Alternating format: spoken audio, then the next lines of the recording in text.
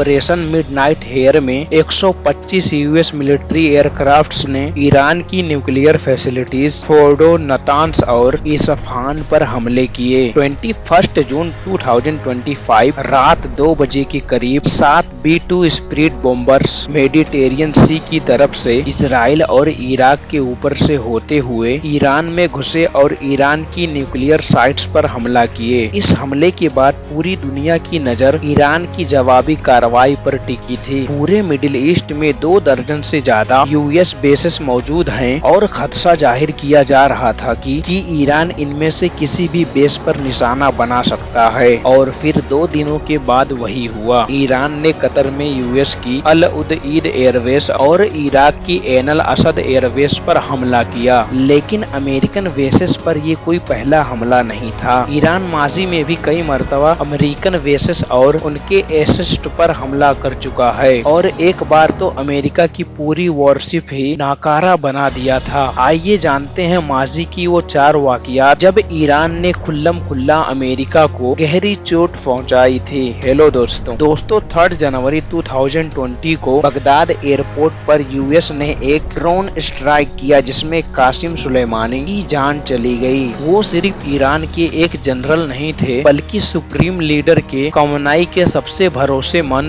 आदमी और middle east के चेस्ट बोर्ड का सबसे ताकतवर मोहरा भी थे। उनकी मौत का खबर ईरान में शोक का आलम तारी कर दिया और अब ईरान ने इसका बदला लेने का फैसला कर लिया। जहां लोग सोच रहे थे कि ईरान सिर्फ शोर मचाएगा, वहां ईरान ने डिसाइड किया कि इस बार सीधा जवाब सीधा मिसाइल से होगा। ईरान ने ओपनली अमेरिका को धमकी दी और कहा कि अमेरिका ने हमारे कमांडर को मारा है, अब उसे इसकी कीमत चुकानी होगी। एन अल असद एयरबेस इराक के वेस्टर्न रीजन में अमेरिका की एक बहुत इम्पोर्टेंट बेस है।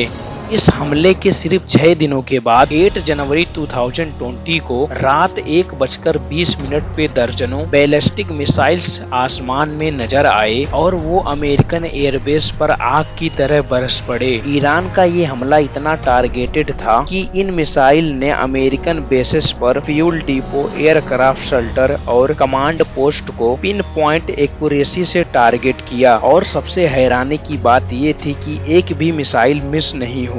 अमेरिका को पहले से ही इंटेलिजेंस मिल चुकी थी। सोल्जर्स बंकर में चले गए थे, लेकिन मिसाइल ने बेस का बुरा हाल कर दिया। हैंगर, रनवेज, पेरिस सब खाक में मिल गए। पहले तो यूएस ने बोला कि कोई कैजुअलिटी नहीं हुई, लेकिन बाद में पता चला कि 100 से ज्यादा अमेरिकन सोल्जर्स को ट्रॉमेटिक ब्रेन इंजरीज हुई हैं। उनका नर्वस सिस्टम हिल गया था। कई सोल्जर्स के आंखों के सामने अंधेरा छा गया और कई बेहोश हो गए। लेकिन ईरान की दिलेरी दुनिया को तब सामने आई जब इस हमले की जिम्मेदारी ईरान ने खुल्लम खुल्ला ली और कहा कि ये सिर्फ एक वार्निंग थी, अगर आगे बढ़े तो इससे भी बड़ा हमला होगा। अमेरिका ने आम तौर पर इस मिसाइल के हमलों को मामूली जाहिर करने की कोशिश की। डोनाल्ड ट्रंप जो उस वक्त अपने पहले टेनोर में अमेरिका के प्रेसिडेंट थे, ऑल इज वेल कहकर मामले को दबाने की कोशिश करते रहे, लेकिन ग्राउंड पर सैटेलाइट इमेजेस, सोल्जर्स की वीडियोस और बिफोर एंड आफ्टर विजुअल्स ने सब कुछ एक्सपोज कर दिया। ईरान ने उस वक्त भी कहा कि अगर हम चाहते तो अमेरिकन सोल्जर्स के बैरक्स को टारगेट करते, लेकिन हमारा मकसद जान लेना नहीं, एहसास दिलाना था। इस हमले के बाद दुनिया ये देखकर दंग रह गई कि ईरान ने खुल्लम खुल्ला अमेरिकन बेस पर मिसाइलों की बारिश की और आगे से अमेरिका खामोश तमाशा बना रहा। इससे 1 साल पहले भी एक ऐसा वाकया हुआ था